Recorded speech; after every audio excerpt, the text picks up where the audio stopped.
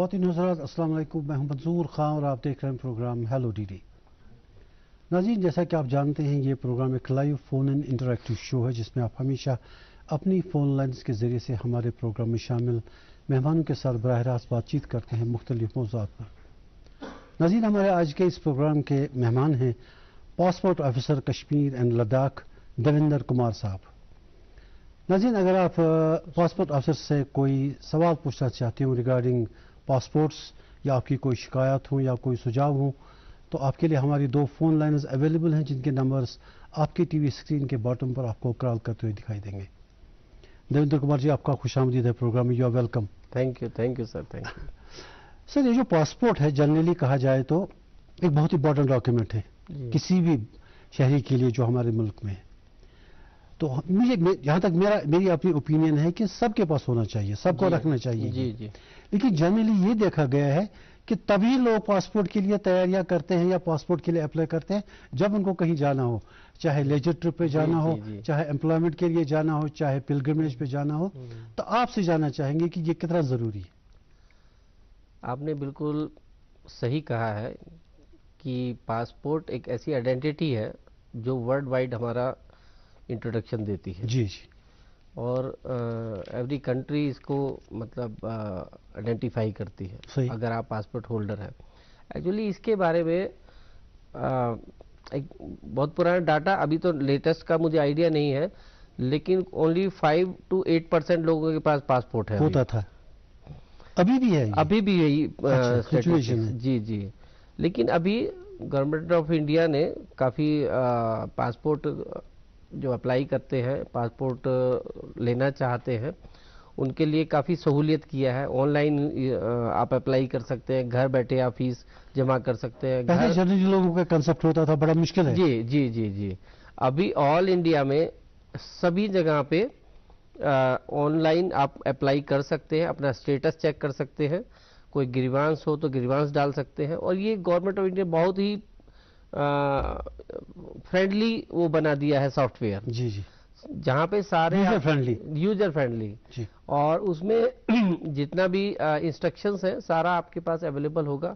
आप कहीं भी आप घर बैठे भर सकते हैं, उसके अप्लाई कर सकते हैं पासपोर्ट के लिए। या बहुत सारे हमारे हर जगह पे CSC सेंटर होते हैं, जी। वहां जाके आप अप्लाई कर सकते हैं। तो पासपोर्ट ऑफिस पे आने की वैसे जरूरत नहीं है। आने की जरूरत होती है जब आपका अप्लाई हो जाता है एप्लीकेशन। अब देखिए, आपने कहा कि ऑनलाइन लोग अप्लाई करते हैं, जी, ये तो हमें पता है, लेकिन फिर भी आपके पासपोर्ट ऑफिस के बाहर से मैं रोज गुजरता हूँ। जी। तो वहाँ पे काफी क्राउड होता है, वो क्यों होते हैं? वो एप्लीकेंट ही होते हैं नॉर्मली। अच्छा। जितना भी अप्लाई करेंगे, जैसे आप श्रीनगर का ऑफिस हमारा देखेंगे जी, तो करीब 450 के करीब एप्लीकेंट्स डेली हमारे पास विजिट करते हैं। अच्छा। उनकी अपॉइंटमेंट्स होती हैं। वो रश जो आपको दिखाई देता है वो वही एप्लीकेंट्स होते हैं जिनको उस दिन का अपॉइंटमेंट डेट मिला होता है। अच्छा। और उसमें डेट में भी हम स्लॉट अलॉट करते हैं उसको। जी। तो 15-15 मिनट के का हम स्लॉट देते हैं उसमें। तो हमारे यहाँ पे RPO श्रीनगर में आज की डेट में करीब 450 के करीब एप्लीकेंट डेली आ रहे हैं। जी देवेंद्र कुमार जी, ये जो स्लॉट का आपने बताया कि अगर कोई आदमी पासपोर्ट के लिए अप्लाई करता है, कहते हैं कि जब उसकी पहली अपॉइंटमेंट आती है वो तकरीबन 2 महीने बाद आती है। अब कुछ लोगों को जल्दी होती है, इमरजेंसी होती है, ऐसी सिचुएशन में क्या करें? 2 महीने वेट करें?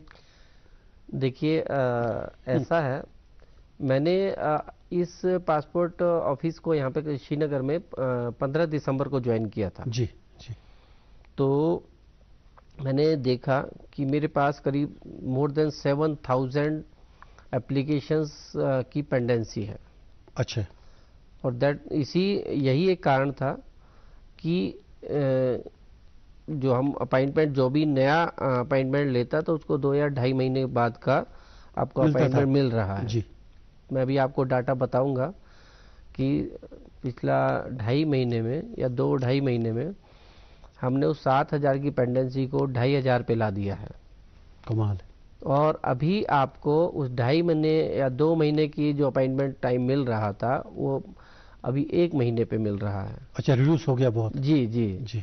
और हम कोशिश करेंगे इसी मार्च के महीने में ही पेंडेंसी को 0 पे ले आए, ताकि आपको नेक्स्ट वीक या नेक्स्ट डे आपको अपॉइंटमेंट मिल सके। बहुत अच्छी बात है, बहुत अच्छी बात है। ये एनकरेजिंग बात है उन लोगों के लिए जिनको ये खदशा रहता था कि अब 2 महीने वेट करना पड़ेगा। जी देवेंद्र कुमार जी, अभी आजकल हज का सिलसिले में लोग एप्लीकेशन फॉर्म्स भर रहे हैं जी, और उसके लिए आपको पता है कि पहले तब तक एप्लीकेशन नहीं भर सकता जब तक उसके पास कोई पासपोर्ट होगा जी। तो इस सिलसिले में दबाव आपके ऑफिस पे ज्यादा आ गया जी, फिर तो डेट भी एक्सटेंड हो गई। जी जी। तो इस सिलसिले में बताइए आपने क्या। देखिए पिछले मतलब क्या था वो 25 फरवरी को मैंने एक स्पेशल ड्राइव लगाया अपने मिनिस्ट्री के अप्रूवल लेके, खाली हज वालों के लिए जी। और मोर देन 500 जो हज के लिए जाने के इच्छुक लोग थे उन्होंने वहाँ पे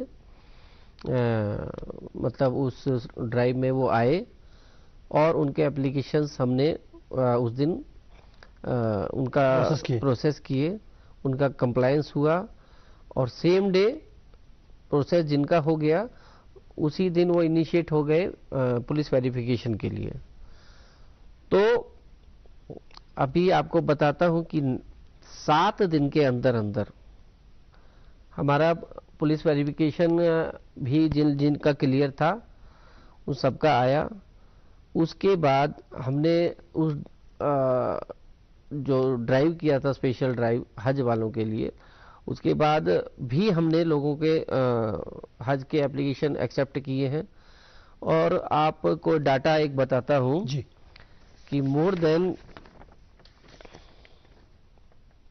मैंने 9 और 10 तारीख को 1175 पासपोर्ट 2 दिन में इशू किए जी।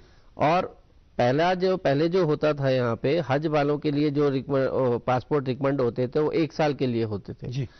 लेकिन मेरे पास जिस लोगों का पुलिस और सीआईडी से क्लियरेंस आया मैंने उनको सबको 10 साल का पासपोर्ट इश्यू किया है। वो मतलब जैसे इंटरनेशनल पासपोर्ट मिलता है वही इंटरनेशनल पासपोर्ट वही। नॉर्मली ये जनरली एक फीलिंग है कि हज के लिए सिर्फ इसी पीरियड के लिए मिलता है। मैंने जिसका मेरे पास क्लियरेंस आ गया सीआईडी से मैंने उनको 10 साल के लिए पासपोर्ट इश्यू किया। Very good. मैंने 6 मार्च से ये 10 मार्च तक 2025 पासपोर्ट इशू किए हैं 6 से 10 मार्च तक 4 दिन में टोटल। और जो पुलिस क्लियरेंस के भी मेरे पास केसेस आते हैं वो भी 216 मैंने इसमें इस पीरियड में मैंने इशू किए हैं। चलिए बहुत अच्छी बात है। अभी और आपसे डाटा जानना चाहेंगे जी। वो है वो फोन कॉल ऑनलाइन। जी हेलो जी। अस्सलाम वालेकुम। वालेकुम सलाम। अपना तारुफ है साहब, कौन साहब कहाँ से? जी मेरा नाम है मोहम्मद मकबूल पडर फ्रॉम कोकरनाग खारपुरा सर। जी जी फरमाइए सवाल पूछिए। जी पासपोर्ट के बारे में मुझे सवाल एक पूछना था जी कि पासपोर्ट मुख्तलिफ तरीकों से बनाए जाते हैं, मसलन हज के लिए या ये उम्रा के लिए या कोई लेबर जाना चाहता है। जी जी। तो पासपोर्ट के बारे में जो खर्चा आता है जी वो क्या सेम है या मुख्तलिफ है, डिफरेंट, और ये कैसे हम प्रोसेस करेंगे? मतलब आप कहते हैं कि फीस क्या होती है इसकी? जी जी जी। पासपोर्ट कितनी फीस साहब बताएंगे? पासपोर्ट आप अप्लाई करेंगे उसमें तो पासपोर्ट की फीस होती है 1500 रुपये। जो लेबर का जो आप कह रहे हैं, अगर आप 10वीं पास नहीं है, 10th आपने क्लास आपने क्लियर नहीं किया है तो आपको मिलता है लेबर के लिए, जिसको ईसीआर कहते हैं। ईसीआर होता है इमिग्रेशन चेक रिक्वायर्ड। हाँ, तो 10th के अबव जो आपका वो है क्वालिफिकेशन है 10th एंड 10th के अबव, तो आपका ईसीएनआर सर्टिफिकेट इशू होता है। फीस इसमें सेम ही होती है, इसमें उस चीज से कोई फर्क नहीं पड़ता ईसीआर या ईसीएनआर में। तो आपको 1500 रुपये ही फीस लगेगी उसमें। जी चलिए अच्छी बात है। फीस के लिए इनको ये क्लियरिफिकेशन चाहिए थी। जी। अच्छा, ये जो वो अनदर कॉल, वो है अनदर कॉल ऑनलाइन जी। अच्छा, ड्रॉप हो गई। ये जो आप कह रहे थे कि पुलिस वेरिफिकेशन वगैरह जी कितने दिन में नॉर्मली होती है?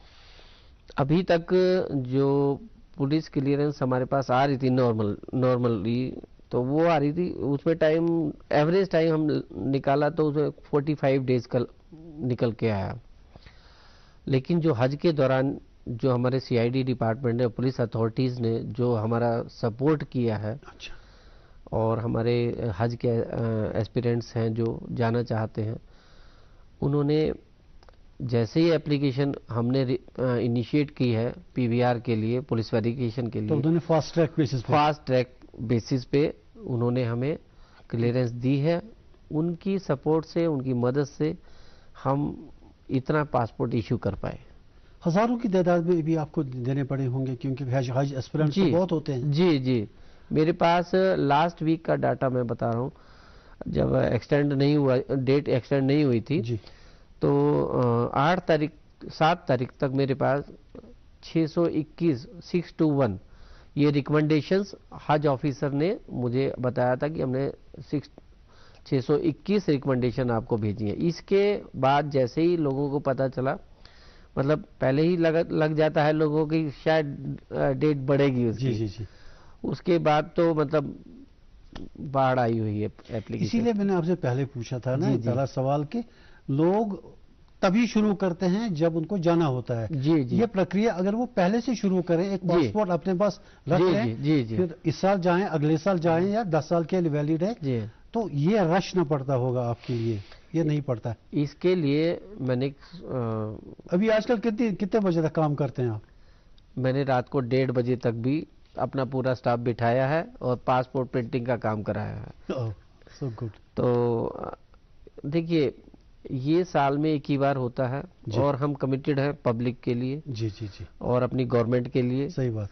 उन्होंने हमें सेवा के लिए रखा है, तो हमें सेवा देनी है 24 घंटे। जी जी, तो मैं ये चाहता हूँ जिनके डॉक्यूमेंट्स कंप्लीट होते हैं और उनको हम मतलब पूरा सपोर्ट कर सके, पूरा अपना जो हम बेस्ट हम कर सकते हैं वो करें, ताकि लोगों को पासपोर्ट इशू हो सके।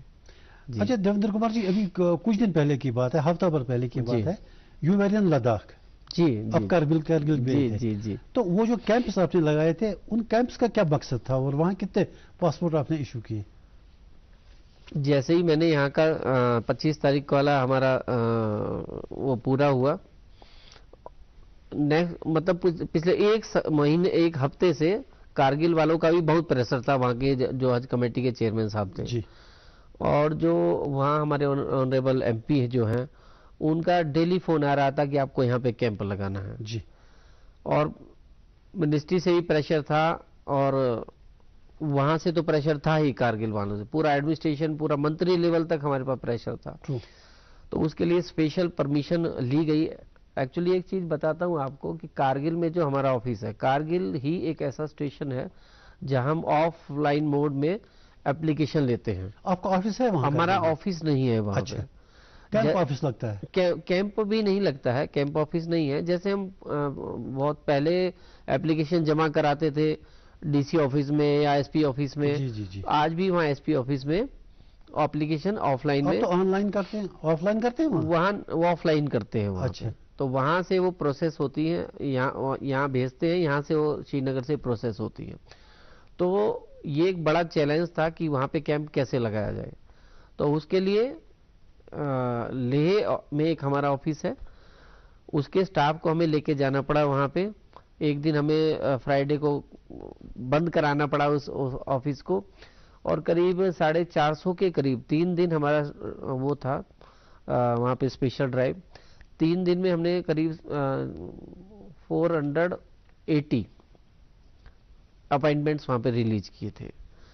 और एक्चुअली हमारे पास प्रेशर तो था कि हज वालों का है, लेकिन उसमें हज वाले वो ज़्यादा नहीं थे एप्लीकेंट, तो हमने अपने ड्राइव को नॉर्मल एप्लीकेंट थे, हमने वो भी आए और उनका एप्लीकेशन हमने प्रोसेस किया। इसके अलावा वहाँ सबसे बड़ी दिक्कत क्या है कि वहाँ क्या सभी जगह एक सबसे बड़ी प्रॉब्लम है कि लोगों में अवेयरनेस नहीं है इसके प्रति जी, क्या डॉक्यूमेंट्स लाना है क्या नहीं लाना है। तो वो सारा जो भी हमारा मैंडेटरी है डॉक्यूमेंट्स, उसका मैंने एक लिस्ट वहाँ पे डिस्प्ले किया जी। और जैसे डेट ऑफ बर्थ चेंज कराने के लिए आपको क्या क्या डॉक्यूमेंट्स रिक्वायर्ड हैं। कुमार साहब है कॉलर ऑनलाइन। जी जी, डॉक्यूमेंट्स की बात है, उसके बात करेंगे। जी जी। हेलो, मैं तो इंतजार में हूँ, ये तो अभी बातें कर रहे हैं। Hello hello. जी हाँ जी, अपना तारुफ दे साहब, कौन साहब, कहाँ से? जी हाँ। हेलो हेलो, कहाँ से बोल रहे हैं आप सर? मैं बिरीगाम कुलगाम से बोल रहा हूँ। क्या नाम है आपका सर? पासपोर्ट आकर सर, पासपोर्ट रिन्यूअल करने क्या प्रोसीजर आसान?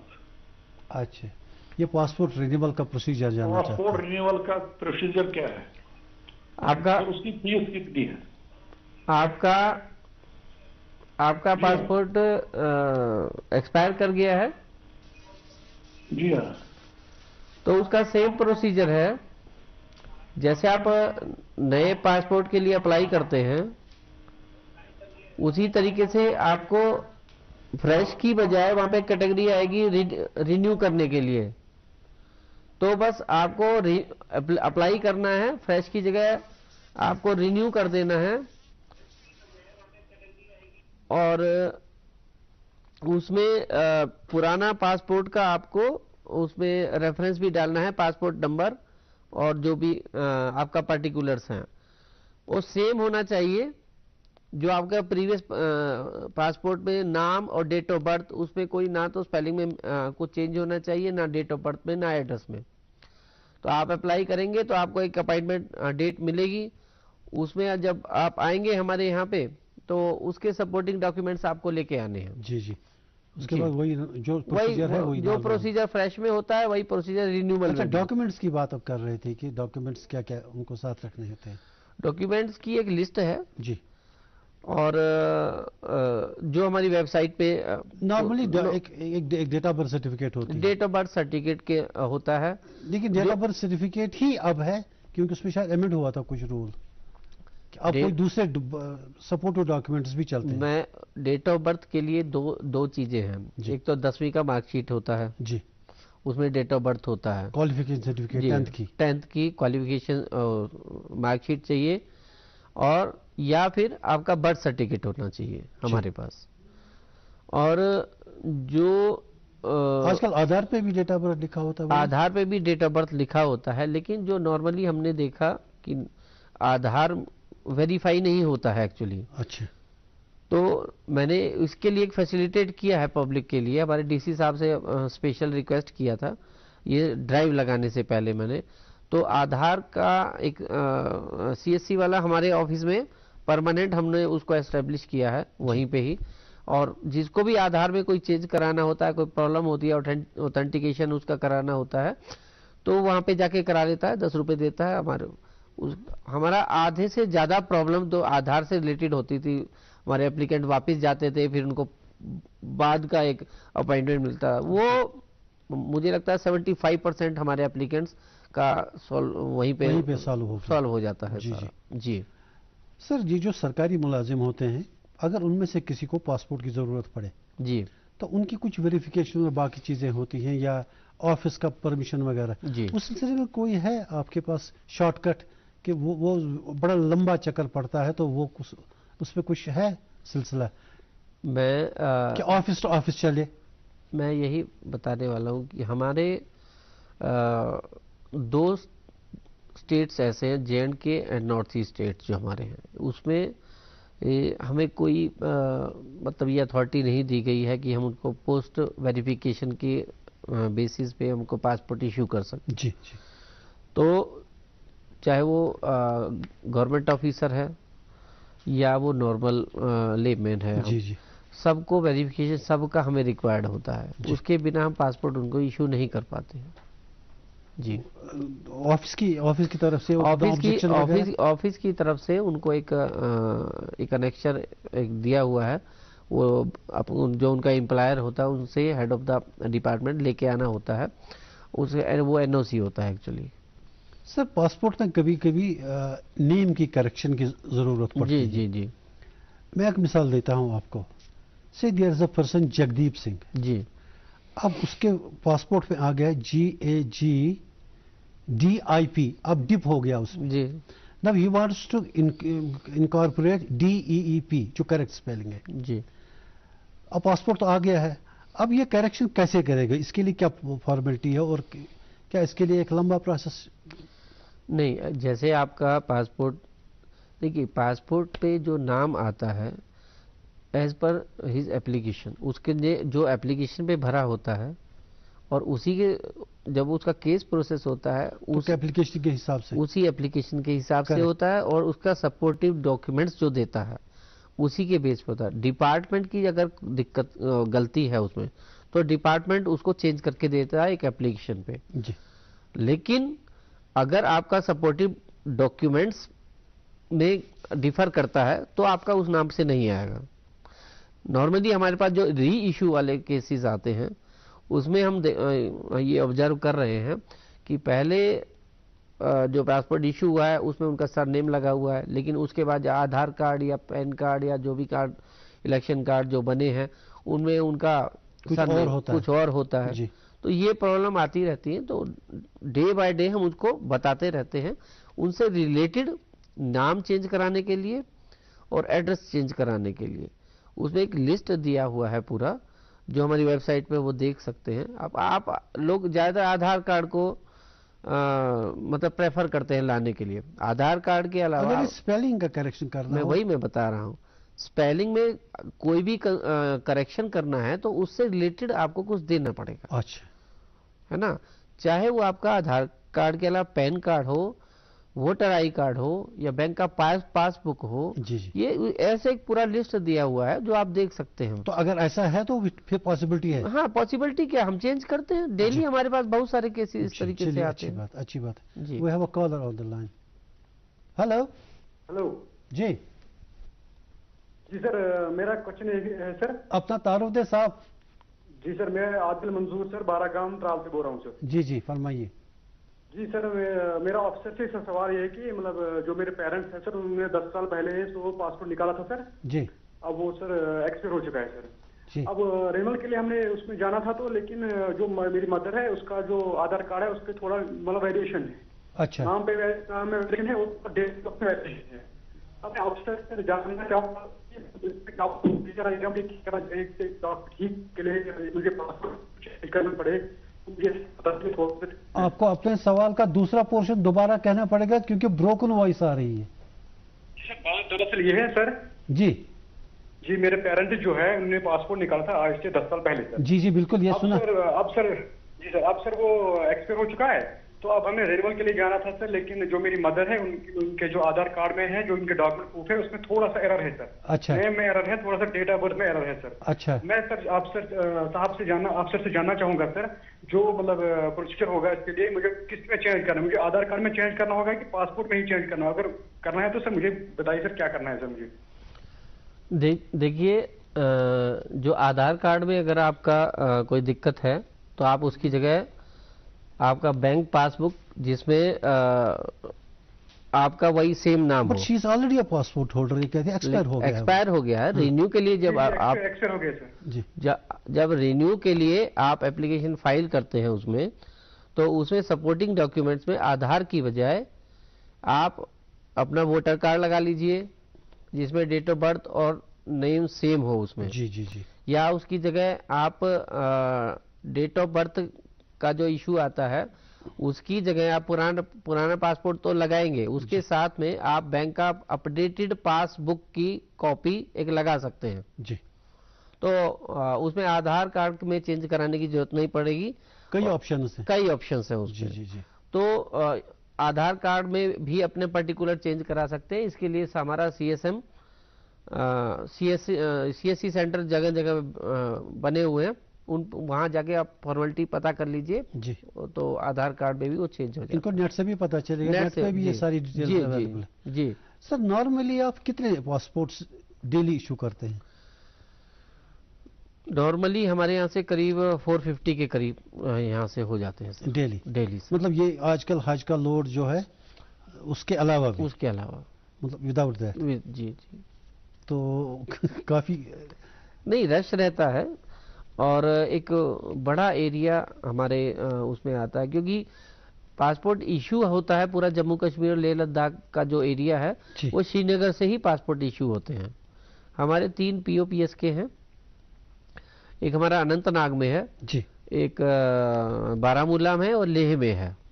तो उनका वो कैंप बोर्ड में चलते हैं, तो वहाँ से जो भी एप्लीकेशन वहाँ से प्रोसेस होती है यहाँ पे उनका मतलब पुलिस वेरिफिकेशन आने के बाद श्रीनगर ऑफिस से ही पासपोर्ट इशू होता है। अच्छा, ये मैंने सुना था कि 2021 से पासपोर्ट्स में चेंज आई है। जो पुराने पासपोर्ट है कुछ नया आया है, क्या चेंजेस आई है? लीफलेट्स में चेंज आई है या कुछ और भी, या ऊपर जो एम्बलम है उस पे चेंज आई है? मैं अभी 2 महीने पहले सर ज्वाइन किया है, इसके बारे में मुझे थोड़ा आइडिया नहीं है। जी जी। तो इसको मैं देख के नॉर्मल लीफलेट्स कितने होते हैं? ऑर्डिनरी पासपोर्ट में 35? जी जी जी। और दूसरे में होते हैं 60 के करीब? जी जी जी जी। उसका फीस फिर थोड़ा सा बढ़ जाता है। बढ़ जाता है जी। वो थोड़ा स्पेशल पासपोर्ट जी जी जी जी जी बिजनेस क्लास के लिए। जी। अच्छा, ये जो हमारे यहाँ ई पासपोर्ट्स की बात हो रही थी, ई पासपोर्ट्स का कुछ चल रहा है अभी वो हुआ है कि पाइपलाइन में है? क्या होगा, मतलब इस कुछ इंफॉर्मेशन है इस बारे में आपको कि किस तरह के होंगे ई पासपोर्ट्स? अब ये तो एक बुकलेट की तरह है, एक किताब बुक की तरह है। ई पासपोर्ट्स क्या होंगे? सेल फोन में होगा ई पासपोर्ट या कोई आई कार्ड की तरह होगा? वो टाइम पे बताएंगे सर आपको। जी जी जी, उसके बारे में थोड़ा है इंस्ट्रक्शन अभी जी, तो बताया जाएगा जैसे आपके पास कुछ इंफॉर्मेशन है, मुझे लगता है you want to share something. जी जी, डाटा है। देखिए मैंने यहाँ पे 15 दिसंबर को यहाँ पे ज्वाइन किया है श्रीनगर ऑफिस जी। तो मैं ये देख रहा था कि मेरे पास जो एक सेकंड, आपने काफी वर्कआउट किया हुआ है। थोड़ा डाटा आज मैंने निकलवाया यहाँ आने से पहले। जी जी। तो 2022 में टिल 30 नवंबर तक हमारे ऑफिस में जो पासपोर्ट एप्लीकेशंस आई थी वो 78,179 78179 टोटल एप्लीकेशन हमारे पास ऑफिस में आई, जिसमें से हमने 76,181 पासपोर्ट इशू किए हैं जी। और पीसीसी जो पुलिस क्लियरेंस सर्टिफिकेट होता है 2144 2144। अब पुलिस की वेरिफिकेशन आपको थ्रू नेट ही आती है? थ्रू नेट आती है जी जी। अभी जो जब से मैंने यहाँ पे ज्वाइन किया है 15 दिसंबर से, तो टोटल एप्लीकेशंस मैंने 22,397 22397 रिसीव हुआ है, जिसमें से पासपोर्ट इश्यू हुए हैं 24,471, मतलब पुराने भी थे वो भी हमने इशू किए हैं, और पीसीसी एक 1807 इशू किया है हमने। तो प्रीवियस उसमें हज की लास्ट डेट थी 10 तारीख पहले, जो बाद में एक्सटेंड हुई, अभी 20 तारीख तक हो गया है। तो 10 तारीख तक हमने पासपोर्ट इशू कर दिए थे 1175 9-10 के, उसमें 9-10 2 दिन के उसमें कुछ नॉर्मल पासपोर्ट भी थे, लेकिन मोस्टली इसमें जो हज कमेटी ने रिकमेंड किए थे वो वाले पासपोर्ट थे। सब है वो कॉल ऑनलाइन। जी जी। हेलो हेलो, अपना तारुफ दें साहब। हेलो जी जी, जाकिर हुसैन बोल रहा हूँ सर, कारगिल से। हेलो जी, अस्सलाम वालेकुम। वालेकुम सलाम, अपना तारुफ दें, कौन सा, आप कहाँ से? जी, जाकिर हुसैन बोल रहा हूँ सर, कारगिल यूटी लद्दाख से। जी जाकिर साहब फरमाइए। जी, मेरा 92 में पासपोर्ट इशू हुआ है। अच्छा। आप अभी उसमें कुछ और डेट ऑफ बर्थ हुआ है, अभी मेरा मेट्रिकुलेशन सर्टिफिकेट आया है जी, तो उसमें कुछ और डेट ऑफ बर्थ है। ओरिजिनल डेट ऑफ बर्थ जो है वो अभी मैट्रिक के हिसाब से आया हुआ है। अच्छा। तो उसमें मुझे रिन्यू करने के लिए मुझे क्या करना पड़ेगा, क्या डॉक्यूमेंट सबमिट करना पड़ेगा और क्या करना पड़ेगा? आपके पास पहले से पासपोर्ट है? जी जी जी, वो एक्सपायर हुआ है सर। एक्सपायर हुआ, उसमें डेट ऑफ बर्थ कुछ और है? जी जी जी, तो अभी तो मेट्रिकुलेशन सर्टिफिकेट आए हैं। अच्छा, स्कूल के हिसाब से, तो उसमें वेरिएशन है। अच्छा सर, जो आपको मैट्रिकुलेशन का सर्टिफिकेट आया है उसमें आपको अप्लाई करना पड़ेगा। पासपोर्ट में डेट ऑफ बर्थ चेंज हो जाएगा मैट्रिक के हिसाब से, मैट्रिकुलेशन के हिसाब से। आपको मैट्रिक का सर्टिफिकेट उसमें लगाना है और अप्लाई कर देना है। और ये एक एप्लीकेशन के साथ आप अप्लाई करेंगे कि पुराने पासपोर्ट में मेरा ये डेट ऑफ बर्थ था, एज पर उस टाइम मेरे पास मैट्रिक का सर्टिफिकेट नहीं था, अभी जो मैट्रिक का सर्टिफिकेट आया है उसमें डेट ऑफ बर्थ ये है, अकॉर्डिंगली मैं इसको चेंज कराना चाहता हूँ। तो आपका केस प्रोसेस हो जाएगा उसके। ये जाकिर भाई के लिए तो आसान होता अगर ये पिछले दिनों आप कारगिल ले गए थे, अगर ये वहीं पर आपसे कारगिल में आप नहीं मिले हमसे, ये फोन लाइन कट हो गया। अच्छा, चलिए अच्छी बात है कि आपने इनको मशवरा दे दिया कि इनका हो सकता है कि डेट ऑफ बर्थ चेंज हो जाएगा। आपकी डिटेल्स मुझे लगता है याद खत्म हो गई। नहीं खत्म, अभी खत्म नहीं हुई है, अभी है कुछ। तो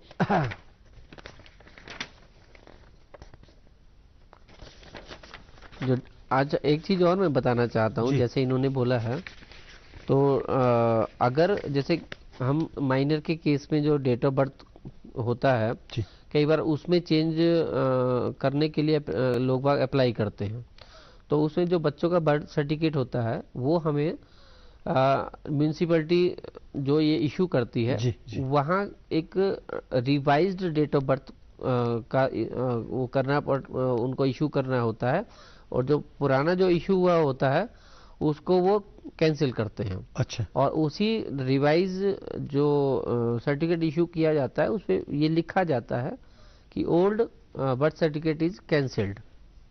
तो ये एक बर्थ सर्टिफिकेट के लिए बच्चों के मामले में जी। अच्छा, बच्चों के लिए कोई मिनिमम एज का है कि नहीं, एक दिन के बच्चे का भी पासपोर्ट बन सकता है? जी जी। लेकिन अच्छा, हमारे यहाँ एक सबसे बड़ी प्रॉब्लम है कि उसका भी वेरिफिकेशन कराना पड़ता है। जी, अच्छा, एक दिन का भी हो, हफ्ते का भी हो। जी जी जी जी। तो मैंने जो यहाँ पे 25 तारीख को मैंने दो मतलब स्पेशल ड्राइव किए हैं यहाँ पे, कारगिल में किया और यहाँ पे किया। और जो अभी आप रिसेंटली कारगिल और वहाँ गए थे, जी जी, वो जितने भी आपने वहाँ पे वो एप्लीकेशन वगैरह ली, उनके पासपोर्ट हो गए तैयार, बन गए? उसके प्रोसेस में वो कुछ प्रोसेस में है, कुछ हो गए हैं। अच्छा, उसमें और कुछ पुलिस वेरिफिकेशन के लिए पेंडिंग है उसमें से। देवेंद्र कुमार जी, जब आप पासपोर्ट बनाते हैं या आप हमेशा बाई पोस्ट भेजते हैं? जी जी। ये पर्सनली क्यों नहीं देते? अगर पर्सनली मैं देता हूँ। अच्छा, आप देते? मैं पर्सनली देता हूँ। किसी को इमरजेंसी है, किसी को कहीं पे इंटरव्यू के लिए जाना है, या किसी को कोई मेडिकल इमरजेंसी है, अच्छा, मैं उसको बाय हैंड देता हूँ। अच्छा, मेडिकल इमरजेंसीज या एजुकेशन के लिए, जी जी, या सर्जरी वगैरह के लिए जी, जाना या स्पोर्ट्स इवेंट है, हाँ, कितनी देर में पासपोर्ट बनता है? मतलब उसमें भी ये वेरिफिकेशन तो आपको लेके आनी पड़ेगी। अच्छा, कोई भी है, क्योंकि हम बिना वेरिफिकेशन के कोई भी पासपोर्ट इशू नहीं करें, ये हमको स्ट्रिक्ट मतलब इंस्ट्रक्शंस हैं। Sir, article 21 of the Indian constitution says the right to travel is a fundamental right. जी जी। अगर ये फंडामेंटल राइट है तो फिर पासपोर्ट किसी सिचुएशन में क्यों नहीं दिया जाता? देखिए, आप भी गवर्नमेंट एम्प्लॉई हैं, हम भी गवर्नमेंट एम्प्लॉई हैं जी। हर चीज के लिए एक रूल रेगुलेशन से हम बंधे हुए हैं, आप भी बंधे हुए हैं, हम भी बंधे हुए हैं जी। हमको वो स्ट्रिक्टली फॉलो करने हैं। तो हम चाहते हैं कि जितना इजी प्रोसेस पासपोर्ट को इशू करने में हो सके वो हमारी गवर्नमेंट करती है। टाइम टू टाइम लोग सजेशन अपना देते हैं। टाइम टू जो पासपोर्ट का आ रहा है वो इसी का एक रिजल्ट है जी। अच्छा, ये बताएं कि अभी एक कॉलर ने हमें फीस के बारे में पूछा था कि फीस कितनी होगी। आपने 1500 रुपए का कहा था, लेकिन बच्चों के लिए 8 साल से कम जो हैं या 60 इयर्स प्लस जो सीनियर सिटीजन है उनके लिए कोई कंसेशन है? कोई कंसेशन नहीं। कोई कंसेशन नहीं। चलिए, मैं सोचा शायद इनके लिए कोई कंसेशन हो। कोई कंसेशन। एक कॉलर है हमारे साथ जुड़े हुए। हेलो हेलो हेलो जी, हाँ, वो मेरा पासपोर्ट एक्सपायर हो रहा है अक्टूबर में। जनाब पहले अपना तारुफ दीजिए, हमसे मिलिए, पहले अपना नाम बताइए। हाँ? कहाँ से बोल रहे हैं? मैं मोहम्मद शबीर लोन बोल रहा हूँ। हाँ लोन साहब, वतलार गांधरबल से। हाँ बड़ा अच्छी बात है ना, आप पूरा तारुफ। हाँ, मेरा एक्सपायर हो रहा है पासपोर्ट जी। तो ये अब हज के लिए मुझे अक्टूबर में मुझे एक्सपायर हो रहा है, हज के लिए दोबारा कोई निकालना है। अच्छा, तो अब अप्लाई किया है? हाँ, अप्लाई किया है दोबारा? अभी नहीं अप्लाई करना, अभी तो मुझे अप्लाई करना पड़ेगा फिर नया। हाँ तो करिए अप्लाई। तो आप मैं थोड़ा सा गाइड करना चाहूँगा। आप उसके लिए अप्लाई करिए, ठीक है? आपको जो भी, आप कहाँ से हैं आप बताइए।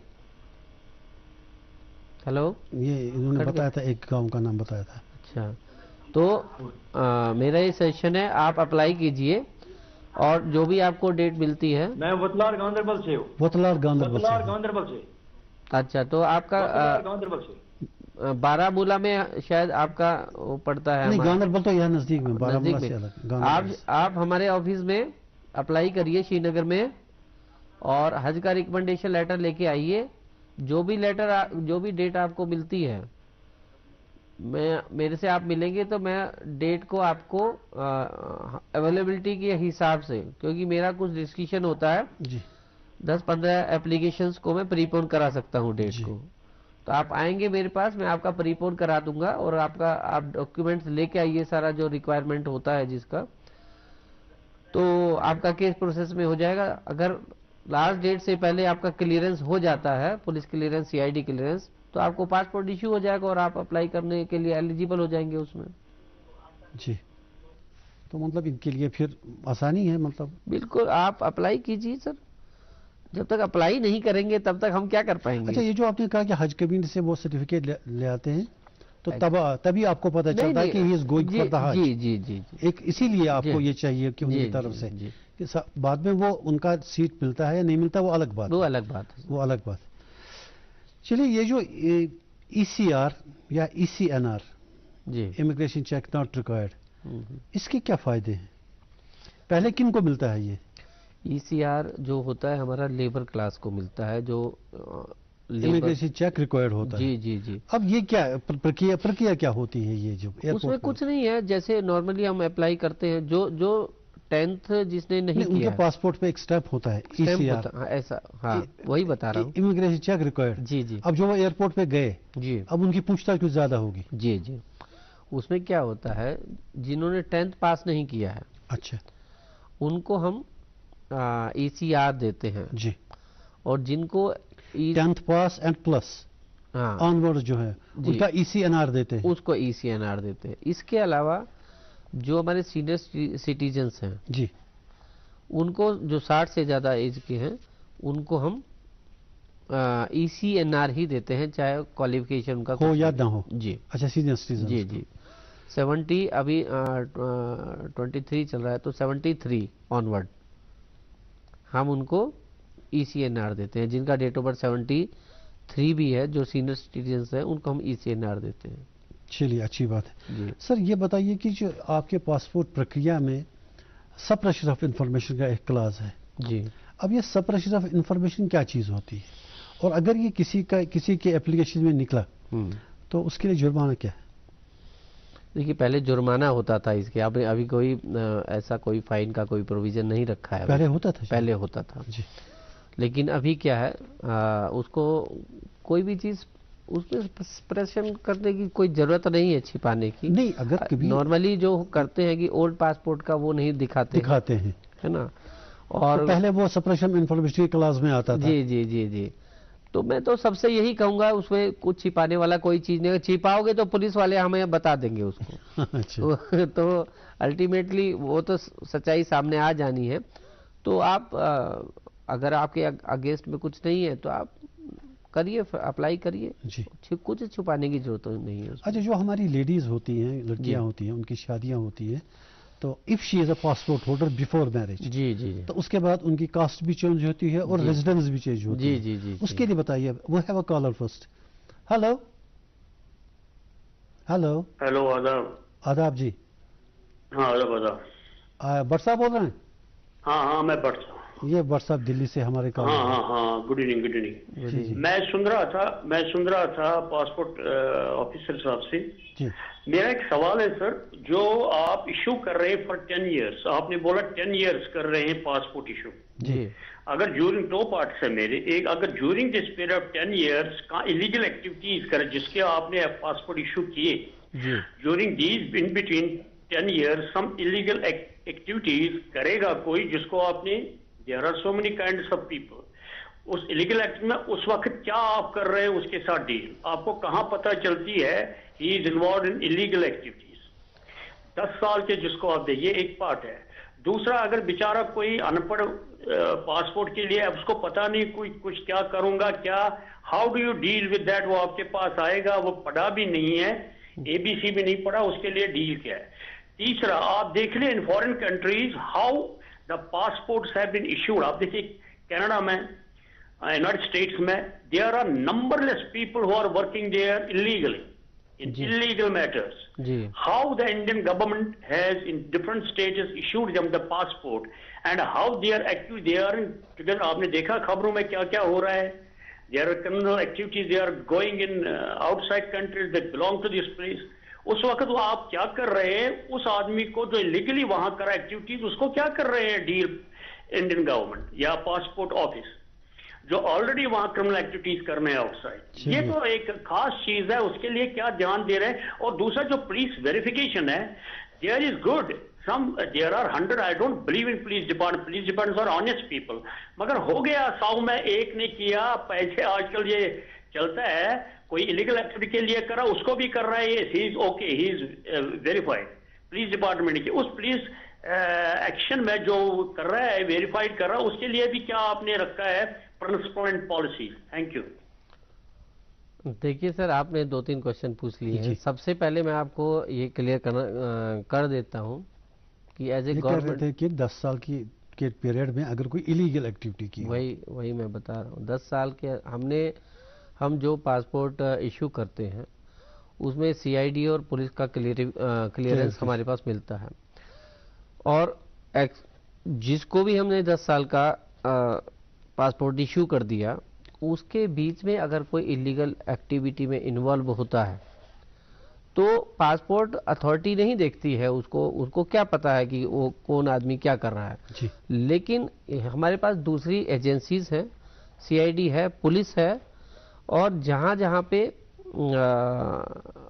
मतलब उनकी नोटिस में होता है, पासपोर्ट बाउंड करते हैं, पासपोर्ट फिर वो रिकमेंड करते हैं हमारे पास कि फला आदमी जिसका पहले हमने पुलिस वेरिफिकेशन क्लियर दिया था, वो इनलीगल एक्टिविटीज में इन्वॉल्व है, उसका पासपोर्ट इंपाउंड किया जाए या उसका पासपोर्ट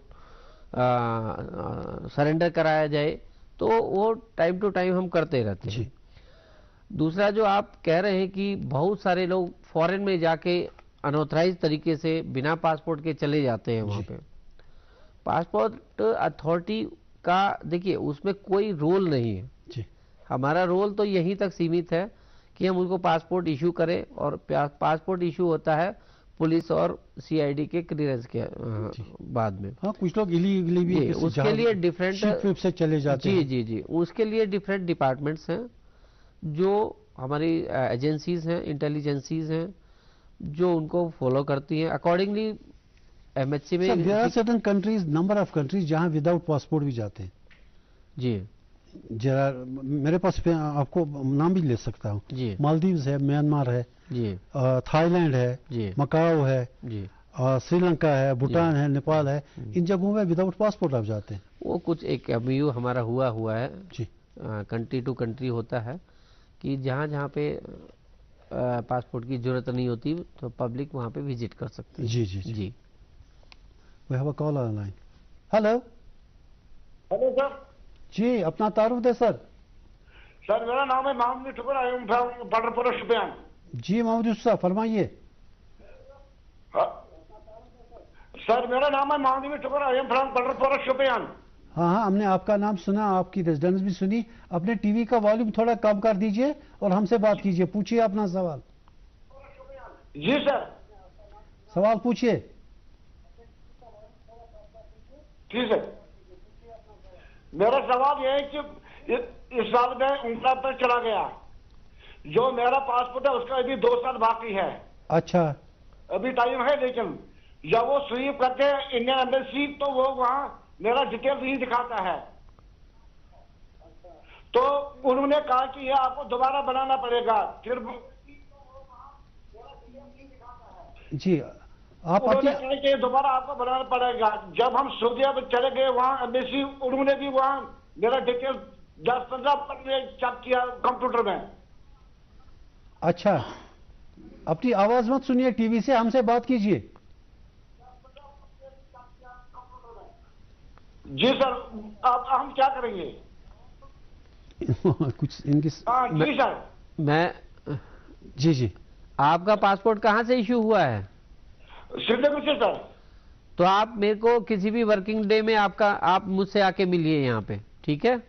आप एप्लीकेशन दीजिए, ठीक है? मैं आपकी समस्या को समाधान करूंगा उसको, ठीक है? Thank you sir. चलिए, अच्छी बात है। सर बात कर रहे थे वो लेडीज की, उनकी शादियां वगैरह होती हैं, फिर उनको अपना सरनेम और रेजिडेंस बदलना पड़ता है अपने नए पासपोर्ट में जी, या पुराने पासपोर्ट में करे दोबारा करना पड़ा, या प्रक्रिया क्या है उसकी? कोई दोबारा करना पड़ता है उसमें फ्रेश। हाँ, और उसमें एक एफिडेविट लगता है कि मतलब आप अप्लाई करेंगे उसमें वेरिफिकेशन होती है। हाँ, उस पर भी वेरिफिकेशन, पुलिस वेरिफिकेशन, उसका सपोर्टिंग डॉक्यूमेंट्स हमें देना पड़ता है। एक्चुअली मैरिज डॉक्यूमेंट देंगे, हस्बैंड का पासपोर्ट देंगे जी, उसके अकॉर्डिंग हम चेंज कर देते हैं जी जी। अच्छा, ये पुलिस वेरिफिकेशन जो नॉर्मली होती है कितना टाइम कंज्यूम करती है आज की डेट में? मैं तो आज की डेट में तो बहुत अप्रिशिएट करूंगा सीआईडी को भी और पुलिस को भी, क्योंकि जनरली लोगों में एक काफी सालों से ये एक इम्प्रेशन है कि जो पुलिस के पास जाती है उनकी वेरिफिकेशन के लिए डॉक्यूमेंट जाता है तो it takes lot of time, मतलब मिनिमम तो 2 महीने तो लोग जनरली बात करते हैं। जी। मेरा कोई इसका इस तरह का ये पर्सनल एक्सपीरियंस नहीं है, लेकिन जनरली कहते हैं 2-2.5 महीने लगते हैं। देखिए, ऐसा होता है कि बहुत सारे एप्लीकेंट्स ऐसे होते हैं जो थोड़ा रिमोट एरिया में रहते हैं जी। कोई भी थाना है, कोई भी पुलिस है, ये उनका रूटीन का काम है, 2-4 एप्लीकेशन उसके बाद वेरिफिकेशन के लिए आते रहते हैं। तो कई बार कहीं रश हो जाता है, कई लोगों के पास कहीं टाइम नहीं मिलता है, तो उसकी वजह से मैं ये अज्यूम करता हूं। सर उसमें एक और प्रॉब्लम है जी, कभी ड्यूअल रेजिडेंस होता है। हाँ, एक आदमी ने यहाँ पहले रहता था, उसके बाद उसने शिफ्ट कर दिया, किसी दूसरी जगह घर बना दिया, तो फिर उसकी पहली रेजिडेंस पर भी चले जाते हैं। उसमें यही है ना कि जो एप्लीकेंट को पूरा जब पहले रहते थे या अब कहाँ पे रह रहे हैं उसका पूरा डिटेल उनको एप्लीकेशन में लिखना चाहिए। अच्छा, अगर वो नहीं लिखते हैं तो पुलिस फिर कहाँ जाएगी जी। तो पुलिस को अगर उन्होंने एड्रेस वहाँ पे दिया हुआ है एप्लीकेशन में और वहाँ से शिफ्ट कर गए हैं तो ये पुलिस की गलती नहीं है। तो एप्लीकेंट को पूरा क्लियर इन्फॉर्मेशन रहना चाहिए, लिखना चाहिए अपनी एप्लीकेशन में वो कहाँ कहाँ पे रहा है, ताकि पुलिस को अकॉर्डिंगली टाइमली वहाँ पहुँच भी सके।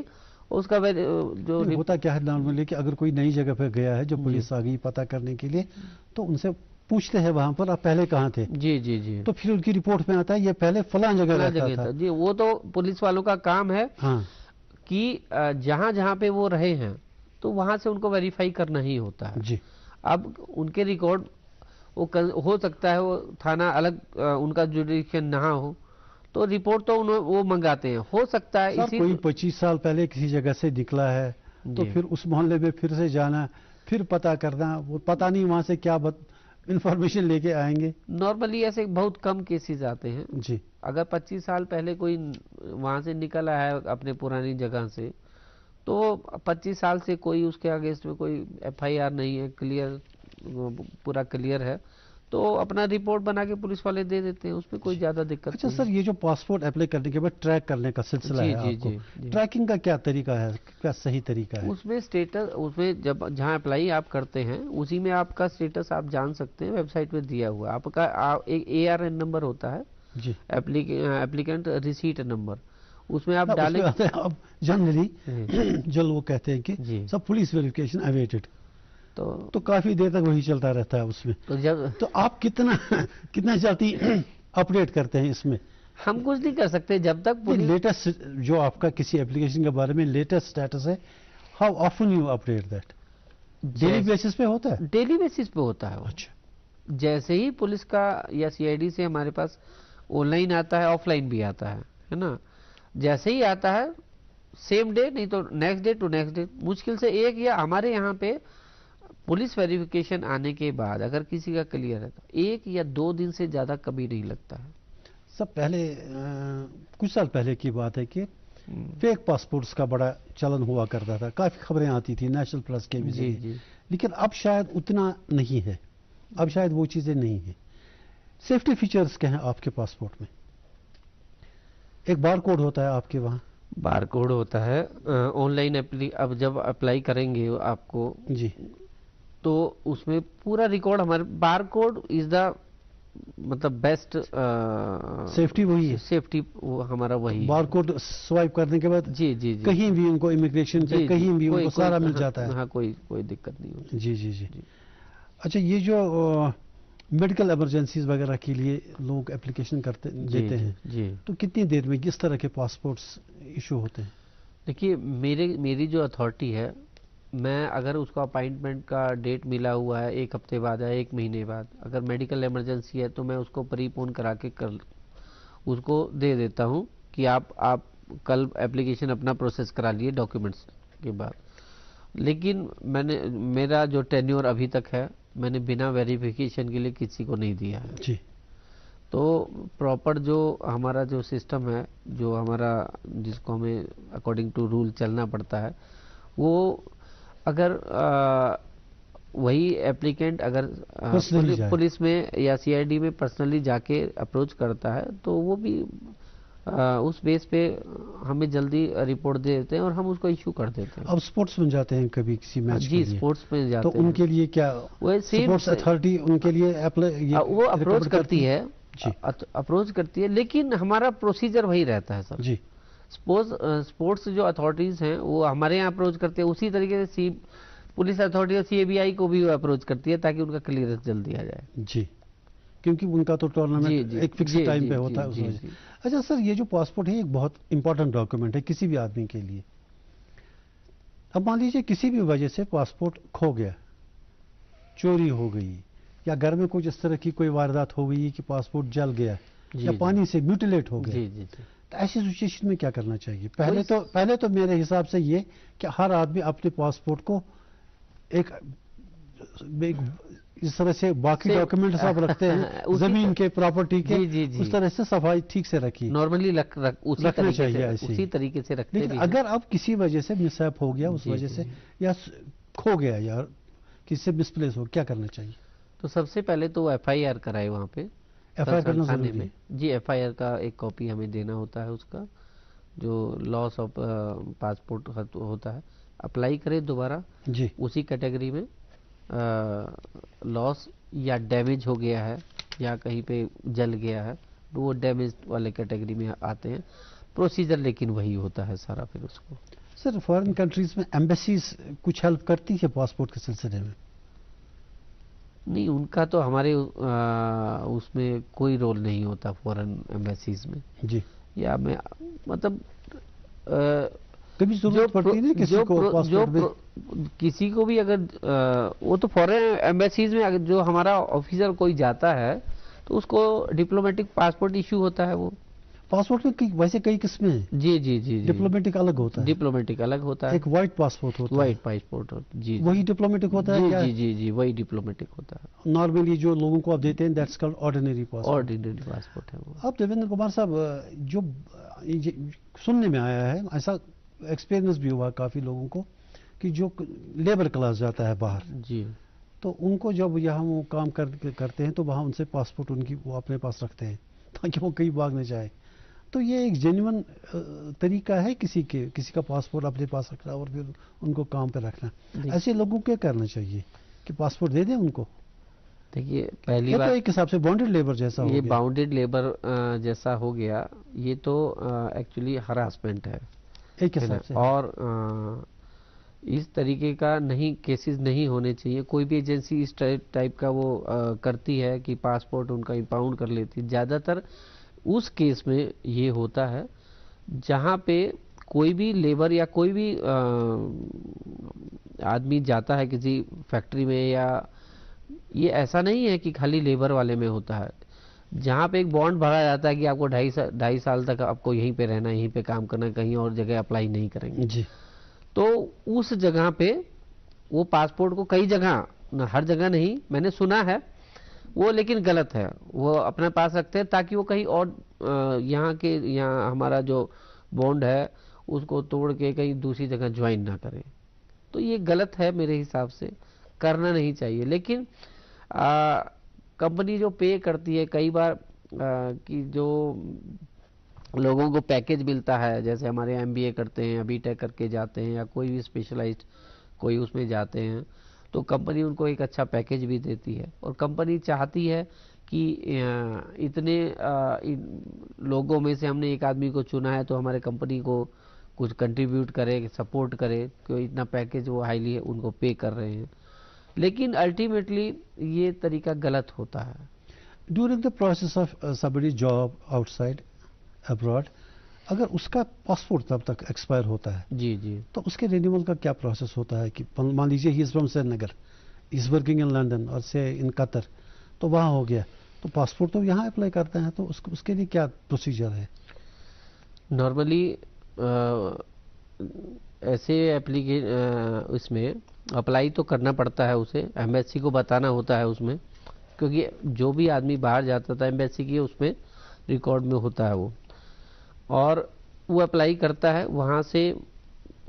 मुझे एक्चुअली इसका आइडिया नहीं है कि मैं नहीं, अब ये कि मुझे जहाँ तक मेरी समझ में आता है कि ये जो ऑनलाइन सिस्टम आपका है, तो वो कहीं से भी ऑनलाइन अप्लाई कर सकता है। अप्लाई तो ऑनलाइन कर देगा वो, लेकिन जो उसको जब उसका एप्लीकेशन प्रोसेस होगा तो उसको अपीयर होना पड़ेगा, क्योंकि उसके फिंगरप्रिंट्स के लिए आना पड़ेगा। हाँ, उसको आना पड़ेगा, उसमें उसका फिंगरप्रिंट्स होते हैं, उसका फोटो यहीं पे ही ऑनलाइन अपीयर नहीं हो सकता है? नो, ऑनलाइन अपीयर नहीं हो सकता है, पर्सनली फिजिकली आना पड़ेगा, फिजिकली आना पड़ता है उसके लिए। जी देवेंद्र कुमार जी, बहुत शुक्रिया, आप तशरीफ लाए हमारे प्रोग्राम में। 1 घंटे की हमारी बातचीत यहीं पे ख़त्म होती है।